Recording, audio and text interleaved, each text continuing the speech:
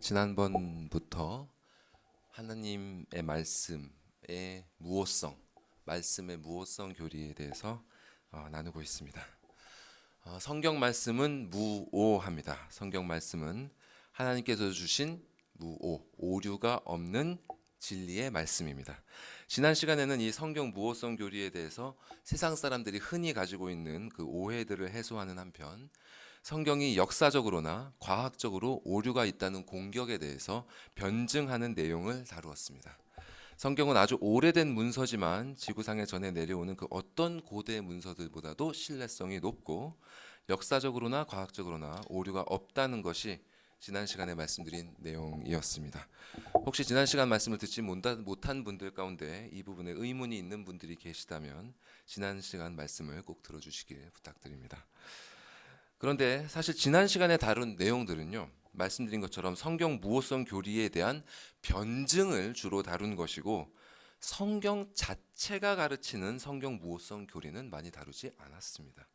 실로 성경은 하나님의 말씀이 역사적으로나 과학적으로 오류가 없음을 증명하는 데에는 별로 관심이 없습니다.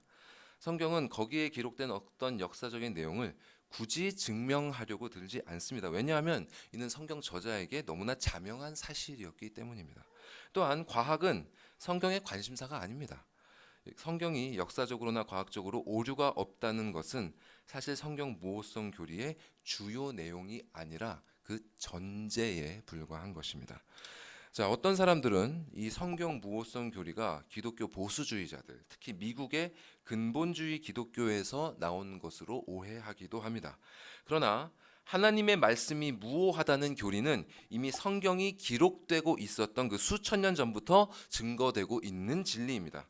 그 내용이 성경에서 하나님의 말씀은 오류가 없다는 이런 부정의 방식으로 표현되고 있는 것이 아니라 하나님의 말씀은 진리이다, 이렇게 긍정의 방식으로 표현되고 있을 뿐 그 본질은 같은 것입니다.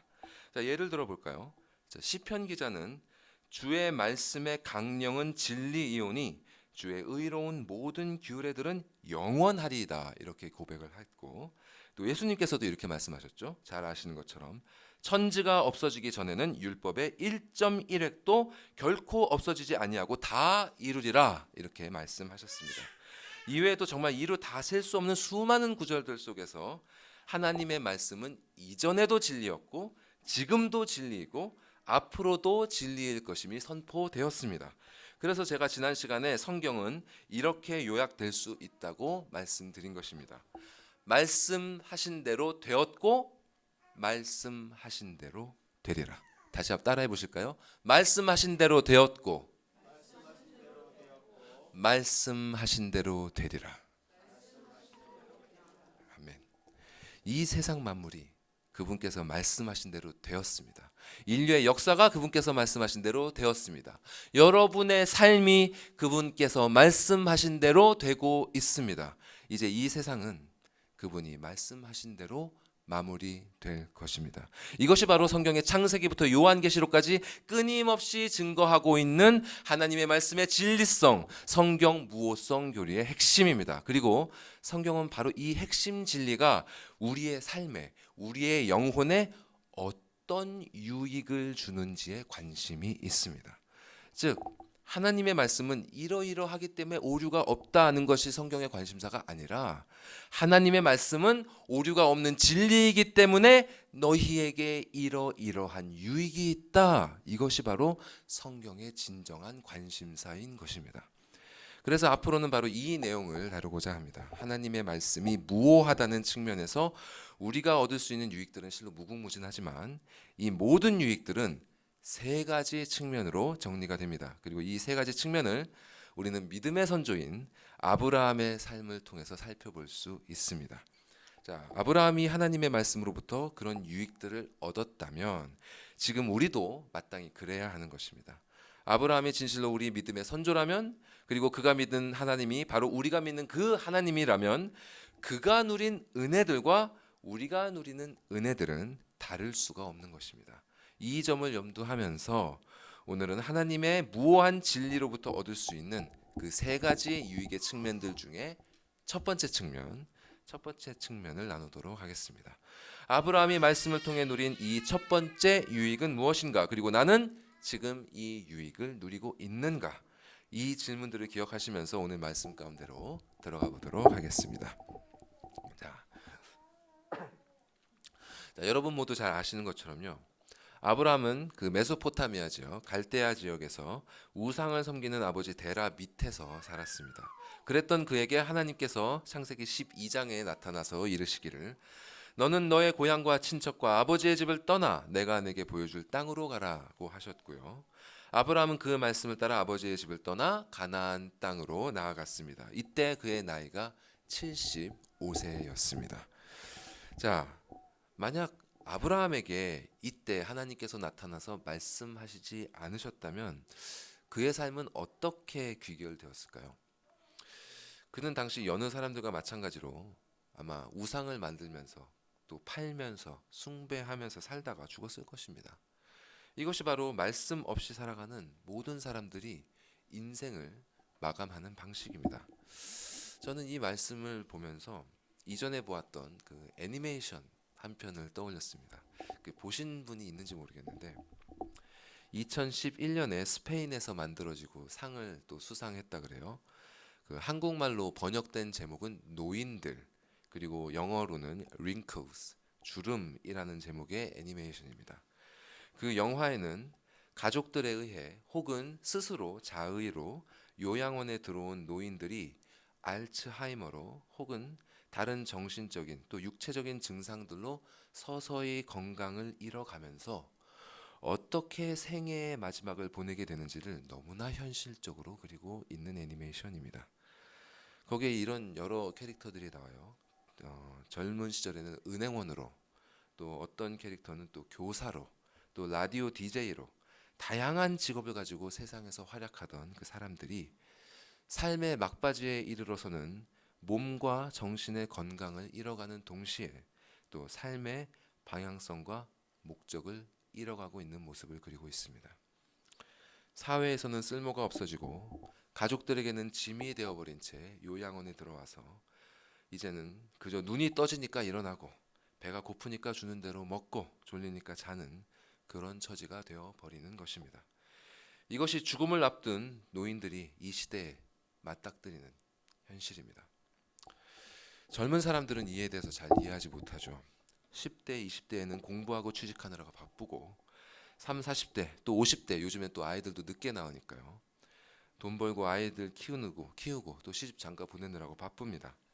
또 그러나 그렇게 정신없이 그때그때의 목표를 위해서 혹은 그때그때의 추억과 즐거움을 위해서 젊은 날을 보내다 보면 어느새 몸과 정신이 이전처럼 기능하지 못한다는 사실과 가족과 세상이 더 이상 자신을 필요로 하지 않는다는 사실을 깨닫게 됩니다. 아무리 나름대로 가치 있는 일들을 위해 헌신하며 살아왔다 하더라도 어느 누구나 이러한 허무의 순간을 맞닥뜨리게 되는 것입니다. 그때 다시 이 질문을 하게 되죠. 나는 도대체 무엇을 위해 살아왔는가? 나에게 남아있는 이 한 줌의 인생 무슨 의미인가? 그 어디에서도 이 질문에 대한 답을 찾을 수가 없는 것입니다.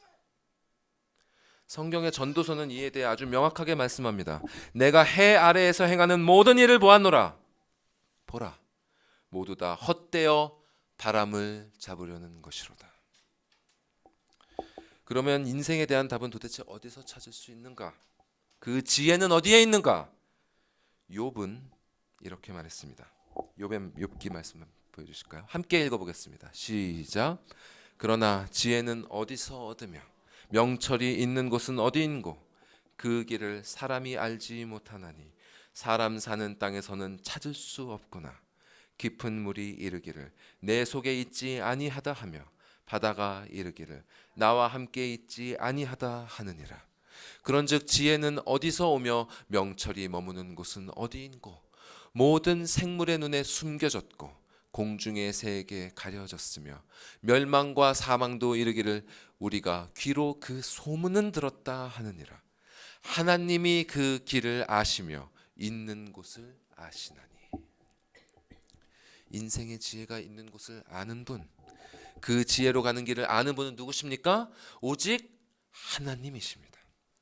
사람을 창조하시고 사람으로 하여금 이 인생을 살아가도록 하신 그분만이 나는 누구이며 내 인생은 무슨 의미인가에 대하여 답을 줄 수 있는 유일한 분인 것입니다. 그분을 알지 못하면, 그분의 말씀을 듣지 못하면 이 세상에서 사람이 그 무슨 일을 하든지 간에 결국은 헛되고 헛된 아브라함 시대에 그들이 했던 것과 같은 그런 우상 숭배를 하는 것에 불과한 것입니다. 아무리 고상한 일이라 할지라도.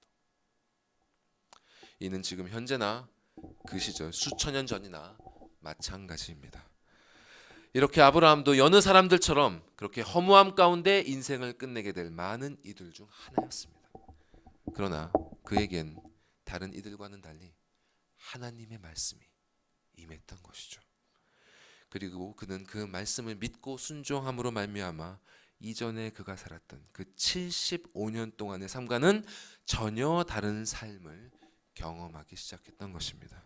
이것이 바로 하나님의 무오한 말씀이 사람에게 임했을 때 나타나는 현상입니다. 사람이 말씀으로 거듭난다는 것이 바로 이것입니다. 참된 그리스도인은 모두가 하나도 빠짐없이 이 일을 경험합니다. 여러분은 이러한 일을 경험하신 적이 있습니까? 우리가 진정으로 거듭난 크리스천이라면 이 일이 반드시 여러분의 삶에 경험되었어야만 합니다. 자, 말씀으로 말미암아서 우리 사람의 삶이 바뀌는 이유는요, 어두운 곳에 빛이 비추었기 때문입니다. 여러분에게 이 일이 일어났다면, 이 일이 여러분에게 과거형이라면 이것이 무슨 뜻인지 아마 아실 것입니다. 성경은 하나님의 말씀을 종종 빛에 비유합니다. 예를 들어서 말씀장으로 유명한 시편 119편에는 이런 말씀들이 기록되어 있습니다. 자, 함께 또 읽어볼까요? 시작. 주의 말씀은 내 발의 등이요 내 길의 빛이니이다. 주의 말씀을 열면 빛이 비치어 우둔한 사람들을 깨닫게 하나이다. 자, 주의 말씀은 내 발의 등이요 내 길의 빛이니이다. 하나님의 말씀이 내가 가는 길, 즉 나의 인생길을 비추어주는 빛이 된다는 말씀입니다. 또 주의 말씀을 열면 빛이 비치어 우둔한 사람들을 깨닫게 하나이다. 주의 말씀 즉 성경을 열어서 읽으면 인생의 어둠 속에서 헤매이던 자들에게 빛이 비치어 그들이 참 진리를 깨닫게 된다고 합니다. 이렇게 하나님의 말씀을 따르는 자는 어둠 속을 더듬는 것처럼 살지 않고 그 빛이 비추는 그 선명함 아래에서 명료한 삶을 살게 된다는 것입니다. 이렇게 하나님의 말씀이 빛이 된다는 것은 그 말씀이 우리의 삶을 명확하게 해준다는 것입니다. 나 자신은 누구이며 이 세상은 무엇이고 이 모든 것을 창조하신 하나님은 누구이시며 그리고 나는 왜 이 세상에 존재하고 있고 또 어떤 삶의 길을 걸어가야 하며 마침내 어디에 이르러야 하는지 이 사실을 바르게 온전하게 알려주는 것은 오직 하나님의 무오한 말씀밖에 없습니다. 과학도 이 질문에 답을 줄 수 없고 역사도 이 질문에 답을 줄 수 없고 합리적인 추론도 나이가 주는 경험도 이 질문에 답을 줄 수 없습니다. 온갖 종교와 사상과 철학들이 이 문제와 씨름을 했으나 명확하고 분명한 답을 주지 못합니다. 피조물인 사람은 절대로 이 질문에 답을 해줄 수 없습니다. 이 문제에 답을 줄 수 있는 분은 오직 창조주 하나님뿐입니다. 나를 만드시고 여러분을 만드시고 이 세상을 만드시고 나에게 이 삶을 허락하사 지금 이 순간도 당신의 계획대로 이끌고 가시는 그분만이 오직 그분만이 우리가 묻고 있는 이 질문에 대한 답을 주실 수 있는 것입니다. 오늘 본문의 주인공인 아브라함도 이 질문에 대한 답이 없이 75년을 살았습니다. 그는 자신이 누구이며 어떤 삶을 살아야 하는지 모른 채 그저 우상을 만들어 파는 아버지 밑에서 세상 여느 사람들과 다를 바 없이 살았습니다. 그러나 하나님의 말씀이 임하면서 그는 자신의 존재의 목적과 삶의 방향을 깨닫게 되었습니다. 삶이 명확해진 것이죠. 만일 우리가 진정으로 거듭난 크리스천이라면 우리에게는 아브라함처럼 삶이 이렇게 명확한 것이어야 합니다. 내가 지금 누구이고 무슨 길을 걸어가고 있는지, 어디로 가야 하는지가 우리에게는 매우 명확해야 하는 것입니다.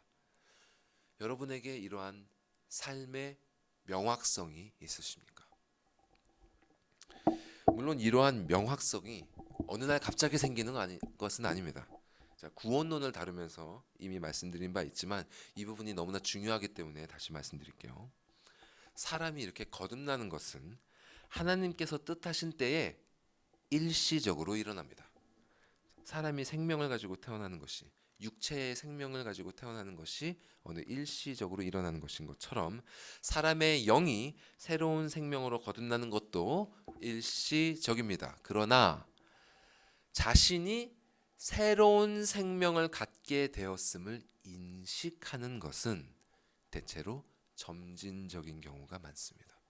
사도 바울처럼 어떤 극적인 사건으로 말미암아 짧은 시간에 분명한 인식에 이르게 되는 경우도 더러 있지만 보통의 경우에는 오랜 세월에 걸쳐서 점차적으로 내가 거듭났구나 라고 깨닫게 되는 것입니다. 그리고 이는 신자가 거룩하게 변해가는 성화와도 관계가 됩니다. 거듭남은 일시적이지만 거룩하게 변해가는 성화는 그 사람의 평생에 걸쳐 이루어지죠. 물론 십자가 위의 강도처럼 믿고 거듭난 순간과 죽음의 순간이 매우 가까운 경우에는 단기간에 성화가 일어나기도 합니다. 하지만 새 생명을 가지고 이 땅에 살아가는 대부분의 신자들은 이렇게 죽을 때까지 성화의 지난한 과정을 경험하는 것입니다. 이런 것처럼 하나님의 말씀을 통해 신자가 점차 깨닫게 되고 인식하게 되는 이 삶의 명확성은 처음부터 완전한 형태로 주어지는 것이 아니라 평생에 걸쳐 점진적으로 더욱더 분명해지고 명확해지는 방식으로 나타나는 것입니다. 아브라함도 그랬던 것이죠. 이렇게 신자는 말씀에 의해 삶의 방향을 어둠에서 빛으로 돌이키지만 계속해서 그 말씀이 비추는 빛 아래에서만 머물지 못합니다. 삶의 어려움과 불안함과 유혹이 닥쳐올 때마다 우리는 육신의 생각이 이끄는 그 옛길, 그 어두움의 길로 계속해서 돌아가고 그로 인해 시험과 고통을 겪죠. 실로 모든 신자들의 삶 가운데 이것을 계속해서 경험합니다. 우리는 습관적으로 죄송합니다. 습관적으로 이전에 다녔던 그 어둠의 길로 계속해서 돌아갑니다. 하나님의 말씀이 아니라 자꾸만 자신의 생각과 욕망을 따라가죠. 어제는 하나님의 빛 아래에서 명확한 길을 걸었다가도 오늘은 어느새 어둠 속에서 헤매이고 있는 자신의 모습을 발견하는 것입니다. 아브라함도 마찬가지였습니다. 창세기 12장 이후로 아브라함은 하나님의 말씀을 믿고 따르는 신자의 삶을 살기 시작했지만 그는 계속해서 그 길을 고수하지 못했습니다. 예를 들어 그는 기근이라는 위기가 닥치자 약속하신 땅에 머물지 못하고 애굽으로 내려갔고 또 그곳에서 자신의 신변의 위협을 느끼자 약속하신 자손을 낳아야 하는 아내 사라를 이방인에게 넘겨주기까지 했습니다. 그는 이런 실책을 계속해서 삶에서 저지르면서 살았던 것입니다. 그가 저질렀던 그런 실책들 중에서 가장 큰 실수는 그가 아내 사라의 말을 따라 하갈을 통해 이스마엘을 낳은 사건입니다. 자, 이 사건을 한번 볼까요? 하나님께서는 창세기 15장에서 그와 언약을 맺으시며 이렇게 말씀하셨습니다. 자, 제가 읽어드릴게요. 이후에 하나님의 말씀이 환상 중에 아브라함에게 임하여 이르시되 아브라함아 두려워하지 말라. 나는 내 방패요 너의 지극히 큰 상급이니라. 아브라함이 이르되 주 여호와여 무엇을 내게 주시려 하나이까? 나는 자식이 없사오니 나의 상속자는 이 다메섹 사람 엘리에셀이니이다. 아브라함이 또 이르되 주께서 내게 씨를 주지 아니하셨으니 내 집에서 길린 자가 내 상속자가 될 것이니이다. 여호와의 말씀이 그에게 임하여 이르시되 그 사람이 내 상속자가 아니라 내 몸에서 날 자가 내 상속자가 되리라. 하나님께서는 이렇게 아브라함에게 분명히 그의 몸에서 날 자가 그의 상속자가 되리라고 말씀하셨습니다. 아브라함은 분명 아내 사라에게 이 말을 전했을 것이고요. 두 사람은 이미 나이가 많았음에도 불구하고 이 약속을 믿고 자식을 낳기 위해 노력을 했을 것입니다. 그럼에도 불구하고 사라는 출산하지 못했고 남편에게 이렇게 말했던 것이죠. 창세기 16장에 가면 사레가 아브라함에게 이렇게 말합니다. 여호와께서 내 출산을 허락하지 아니하셨으니 원하건대 내 여종에게 들어가라. 내가 혹 그로 말미암아 자녀를 얻을까 하노라 하매 아브라함이 사레의 말을 들으니라. 이때 사라가 한 말은 분명 하나님의 뜻이 아니었습니다. 그러나 아브라함과 사라는 그들에게 주신 하나님의 말씀 대신 그들이 처한 상황과 경험 그리고 그들의 판단으로 기울어졌던 것입니다. 처음 약속의 말씀을 들었을 때에는 그들도 어느 정도 희망을 가지고 노력을 했습니다. 그러나 창세기 16장 1절에 아브라함의 아내 사레는 출산하지 못하였고 라는 말이 나오는데요. 이는 그들의 노력이 결실을 맺지 못했음을 암시합니다. 이렇게 노력이 실패하자 그들은 고령의 나이에 임신을 하는 것은 역시나 불가능한 일이라는 판단을 내린 것입니다. 그들에게 지금 우리가 가진 것과 같은 의학적 지식이 있었던 것은 아니었겠죠. 그렇다 할지라도 이는 당시로서도 충분히 경험적으로 알 수 있는 지식이고 이성적이고 합리적인 판단이었습니다. 게다가 하나님께서는 어떻게 말씀하셨습니까? 분명 아브라함의 몸에서 날 자가 상속자가 되리라고 하셨죠. 그러니까 사라가 아닌 다른 여인의 몸을 통해서라도 아브라함의 자식을 낳으면 결국 하나님의 약속은 이루어지는 것이라고 두 사람은 판단을 한 것입니다. 그러나 이 글이 기록된 창세기에 결혼에 대해서 가르치시는 교훈을 생각하면 지극히 잘못된 판단을 이들은 내리고 있는 것입니다. 하나님께서는 아담과 하와를 부부로 만드시며 이렇게 말씀하셨죠. 이러므로 남자가 부모를 떠나 그의 아내와 합하여 둘이 한 몸을 이룰지로다. 이로 보건대 아브라함의 몸만이 아브라함의 몸이 아니요 사라의 몸도 실은 아브라함과 하나 된 그의 몸인 것입니다. 그러므로 하나님께서 아브라함의 몸에서 날 자가 상속자라 하심은 곧 사라의 몸에서 날 자를 뜻하신 것입니다. 그러나 아브라함과 사라는 이 말씀을 끝까지 신뢰하지 못하고 자신들의 판단을 따라 곁길로 가고 말았습니다. 그리고 이 판단은 그들의 인생뿐만 아니라 지금까지도 이어지고 있는 분쟁과 갈등과 전쟁이라는 비극의 원인이 되고 말았던 것입니다. 지금도 이삭의 자손과 이 이스마엘의 자손이 분쟁을 일으키고 있는 건 아니겠습니까? 이렇게 말씀의 빛이 비추는 길을 따르지 않는 것은 결국 어둠 속을 헤매는 결과를 초래하고 마는 것입니다. 자, 현실이 이렇다면 신자에게 달라지는 것은 무엇입니까? 이렇게 믿고 거듭난 자도 여전히 어둠 속에서 산다면 그들도 여전히 세상 사람들과 다름없는 길을 가고 다름없는 고통을 겪고 다름없는 비극을 초래하면서 살아간다면 도대체 하나님의 말씀을 믿고 살아간다는 것이 무엇이 다르단 말입니까? 하나님의 무한 말씀이 도대체 우리에게 무슨 유익을 준단 말입니까? 아브라함이 이렇게 말씀에 따르지 않고 자신의 판단을 따라 나아갔을 때 하나님께서는 다시 그에게 말씀의 빛을 비추사 그로 하여금 어두움으로부터 빛으로 나아오도록 하셨습니다. 그가 자신의 판단을 따라 애굽으로 내려갔을 때에도 하나님께서는 당신의 말씀을 통해 다시 그를 약속하신 곳으로 돌아오도록 하셨고, 아브라함이 하나님의 약속을 믿지 못하고 하갈을 통해 이스마엘을 낳았을 때에도 하나님께서는 다시 그에게 말씀을 주사 그로 하여금 바른 길로 돌아오도록 하셨습니다. 그 이후에도 하나님께서는 이삭에게도 야곱에게도 동일하게 역사하셨고, 또 대를 이어서 그들의 후손인 이스라엘 민족이 계속해서 끊임없이 그분과의 언약을 어기고 우상 숭배로 빠져 들어갔을 때에도 계속해서 선지자들을 보내사 그들에게 옳은 길이 무엇인지를 비추어 주셨던 것입니다. 이렇게 한 번 그분과의 언약 관계로 들어간 이상 사람은 절대로 그분의 말씀과는 상관없는 삶을 살 수가 없습니다. 이제 계속해서 그의 삶에 말씀이 따라오는 것입니다. 이것이 바로 창세기 12장 이전에 아브라함이 살았던 75세까지의 삶과 하나님의 말씀이 임한 후에 살았던 삶의 근본적인 차이입니다. 이것이 얼마나 큰 은혜인지 여러분 아십니까? 아무리 우리가 밝은 빛을 떠나 어둠 속으로 들어가고 바른 길을 떠나 곁길로 간다고 할지라도 하나님께서는 계속해서 여러분에게 밝은 빛을 비추어 주사 바른 길이 어디인지 알려주시고 그리로 인도하여 주신다는 말입니다. 이것이 얼마나 큰 은혜입니까, 여러분? 우리의 삶이 하나님의 손 안에 있다는 것입니다. 그러나 여기서 우리는 두 가지 사실을 간과하지 말아야 합니다. 이 부분이 너무나 중요하니까 여러분 잘 들어두십시오.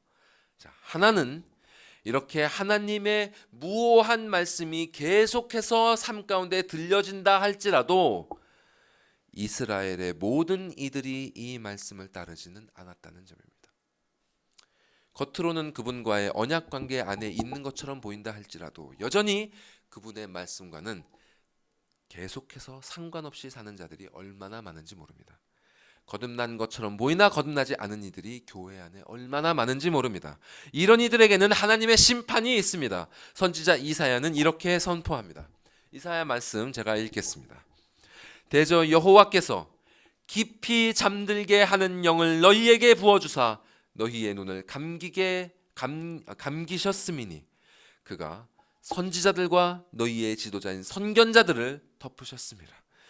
그러므로 모든 계시가 너희에게는 봉안책의 말처럼 되었으니 그것을 글 아는 자에게 주며 이르기를 그대에게 청하노니 이를 읽으라 하면 그가 대답하기를 그것이 봉해졌으니 나는 못 읽겠노라 할 것이요 또 그 책을 글 모르는 자에게 주며 이르기를 그대에게 청하노니 이를 읽으라 하면 그가 대답하기를 나는 글을 모른다 할 것이니라.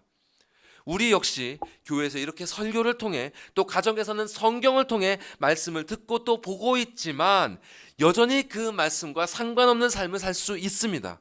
깊이 잠들게 하는 영을 받아서 보기에는 보아도 보지 못하며 듣기는 들어도 깨닫지 못하는 상태에 이를 수 있습니다.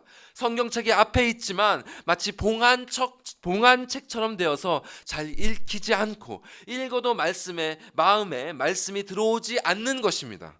이런 이들에게는 아무리 그분의 무오한 말씀의 빛이 비추어진다 하더라도 육신의 정욕에 눈이 멀어 있기 때문에 그 빛이 아무 소용이 없는 것입니다. 이것이 첫 번째 우리가 기억해야 될 현실입니다. 자, 그리고 두 번째, 또 다른 하나 우리가 간과하지 말아야 할 것은 그 말씀의 빛이 이스라엘의 모든 사람이 변화될 때까지 계속해서 비추어 주시지는 않았다는 사실입니다. 하나님께서는 수많은 그분의 종들을 계속해서 보내어 주사 바른 길로 돌아올 것을 그들로 하여금 목숨을 걸고 전하도록 하셨지만 이스라엘의 역사 속에서 그들의 목소리는 외면당했고 비웃음을 샀고 무시되었습니다. 지금도 하나님의 말씀은 정당한 취급을 받고 있지 못합니다. 이 세상에서는 말할 것도 없고 교회에서도 하나님의 무오한 말씀은 그 가치만큼 크리스천들에게 귀히 여겨지지 못하고 있습니다. 여러분은 매주 선포되는 말씀을 진실로 귀하다고 여기십니까? 정말 이 말씀의 빛이 없이는 이 어둠의 세상을 제대로 살아갈 수 없다는 그 현실 인식이 여러분에게 있으십니까?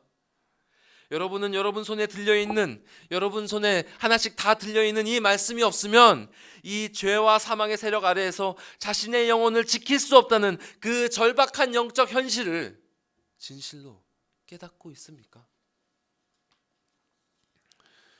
우리가 그 현실을 인식하는 것은 오직 이 말씀을 통해 역사하시는 성령 하나님의 역사만이 가능하게 합니다.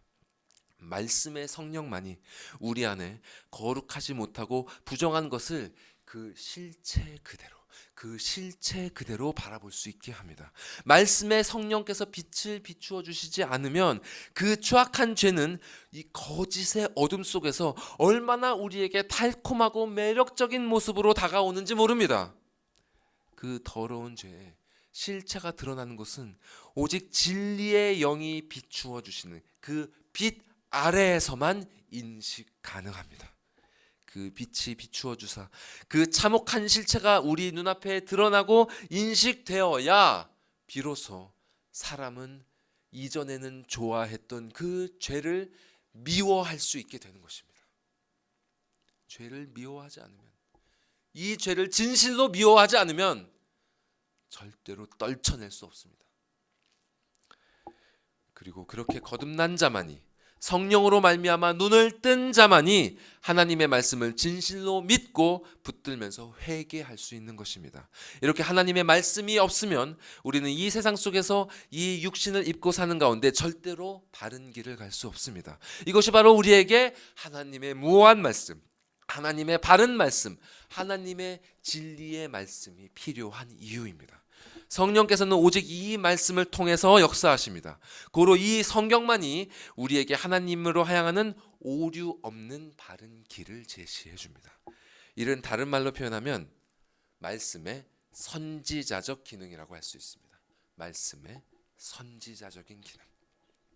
하나님의 말씀은 그 옛날 선지자들이 이스라엘 민족에게 했던 것처럼 우리에게 삶의 바른 길을, 무오한 길을 계속해서 가르쳐 줍니다.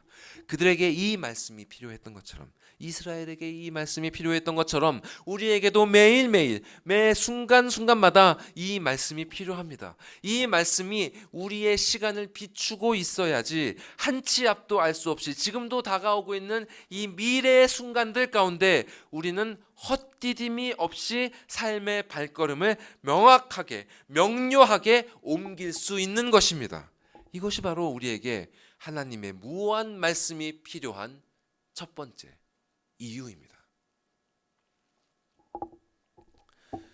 아브라함이 이 사실을 온전히 붙드는 데에는 25년의 세월이 필요했습니다. 오늘 본문은 아브라함이 100세가 되어 자기 몸이 죽은 것 같고 사라의 태가 죽은 것 같음을 알고도 더 이상 믿음이 약하여지지 않았다. 이렇게 말씀합니다. 75세에 처음 하나님의 약속을 받은 아브라함은 약 25년간 그 말씀이 이루어지지 않는 가운데 믿음의 연단을 받아야 했습니다.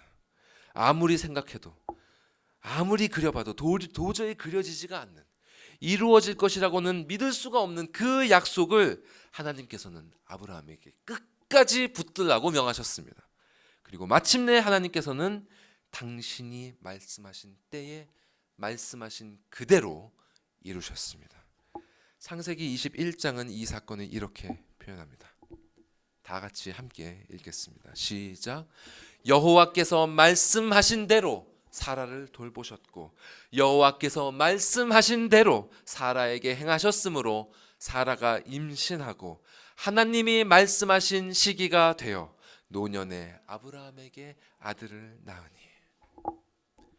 여호와께서 말씀하신 대로, 여호와께서 말씀하신 대로, 여호와께서 말씀하신 그때에 여호와의 말씀은 이루어집니다.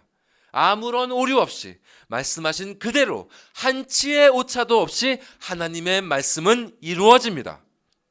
우리의 생각에, 우리의 판단에 이런 일은 일어나지 않을 것처럼 여겨진다 할지라도 이 일은 이루어집니다. 마치 죽은 것과 같은 노인의 몸에서 새로운 생명은 절대로 태어날 수 없는 것이 이성적으로 자명하더라도 하나님께서 하신다고 하시면 그 일은 반드시 1.1획도 없어지지 아니하고 다 이루는 것입니다. 이 사실을 믿지 않으면 우리는 하나님의 말씀이 주시는 유익을 누리지 못합니다. 이 사실을 진실로 확신하지 않으면 우리는 하나님께서 베푸시는 그 놀라운 은혜를 아브라함처럼 경험할 수 없습니다. 믿음이 없으면 경험할 수 없고, 믿음이 없으면 누릴 수 없고, 믿음이 없으면 이렇게 자랄 수가 없는 것입니다. 자, 이렇게 이삭이 태어나는 것을 경험한 아브라함은 이전과는 완전히 다른 사람이 되었습니다.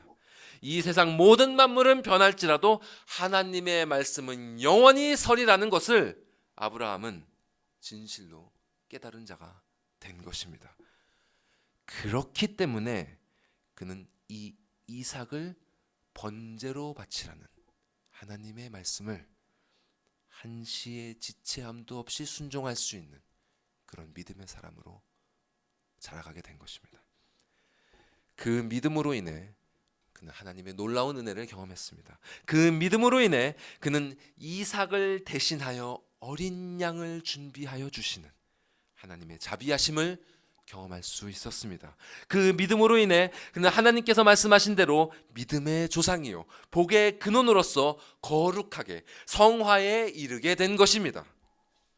이삭이 태어나는 것을 경험한 아브라함이 이렇게 변했던 것처럼 신약에서 예수 그리스도의 부활하심을 경험한 제자들도 변했습니다. 3년간이나 예수와 동행했음에도 그분을 부인하고 도망쳤던 제자들이 말씀대로 그분이 부활하심을 경험한 후에는 자신의 생명을 다 바쳐 그분의 무오한 복음의 말씀을 전파하는 믿음의 사람들로 변화된 것입니다. 여러분은 여러분의 이삭이 태어나는 것을 경험하셨습니까? 여러분은 여러분의 구주 예수 그리스도께서 부활하셨고 지금도 살아계심을 경험하셨습니까? 여러분은 하나님께서 말씀하신 그 약속들이 이루어지는 것을 경험하셨습니까? 우리가 가지고 있는 이 기록은 그 말씀들이 한치의 오류도 없이 온전히 이루어졌음을 증언하는 기록입니다. 그리고 이 기록은 여러분이 누구이며 어떤 삶의 길로 나아가야 할지를 밝히 비추어주는 기록입니다. 그리고 이 기록은 이 빛 아래에서 살아가는 자가 어디에 이르게 될지를 분명하게 증거하고 있는 외침입니다. 하나님의 말씀이신 예수 그리스도께서 그분의 영께서 친히 우리의 선지자가 되사 이 기록을 통해서 오직 이 기록을 통해서 지금도 우리에게 외치고 계십니다. 나는 세상의 빛이니 나를 따르는 자는 어둠에 다니지 아니하고 생명의 빛을 얻으리라. 생명의 빛을 얻으리라. 부디 여기 모인 우리 모두에게 성령 하나님께서 그 무오한 말씀의 빛을 비추사 믿음으로 이 말씀을 붙들게 하시고 믿음 안에서 이 말씀을 경험하게 하심으로 어두움에서 빛으로 죽음에서 생명에 이르게 하시기를 그 생명길로 명료하게 명확하게 이 삶을 살아가게 하시기를 간절히 소망합니다.